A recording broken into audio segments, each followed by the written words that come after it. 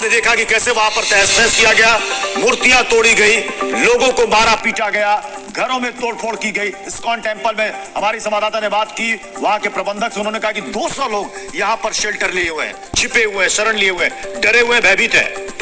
तो कहीं ना कहीं देखिए शेख हसीना देश छोड़कर चली गई है, लेकिन गुस्सा सिर्फ शेख हसीना पर नहीं है, अब इसको एक नया रूप दे दिया गया है। एंटी इंडिया एक्टिविटी यहाँ पर किया जा रहा है और ऐसा लगता है कि पहले से ही प्रत्युष कोई तय साजिश के तहत आप देखिए ये पूरा का पूरा स्टेज, सारा का सारा प्रोटेस्ट और उसके बाद ये अटैक किया जा रहा है, क्योंकि रातों रात ये सब होना मुमकिन नहीं है। और साथ ही साथ सवाल ये भी खड़े हो रहे हैं कि आखिर सेना कर क्या रही है, क्योंकि क्राउड को डिस्पर्स करने के लिए कहा जाता है कि गोली ना चलाई जाए, तो कहीं ना कहीं जो भीड़ है उसकी तो कोई शक्ल नहीं होती है। तस्वीरें भी लगातार बता रहे हैं किन हिंदू मंदिरों पर हमला किया गया। तो कांदीपारा में मंदिर है, वहां पर हमला किया गया, काली माता मंदिर पर हमला किया गया, तमाम ग्रामीण इलाकों में जो छोटे मंदिर हैं उन पर हमला किया गया, इस्कॉन मंदिर पर हमला किया गया जिसकी तस्वीरें सामने आई। वहीं कुमिल्ला में भी मंदिर पर हमला किया गया। और यही सवाल बांग्लादेश के हिंदू पूछ रहे हैं कि भाई हमारा क्या कसूर है?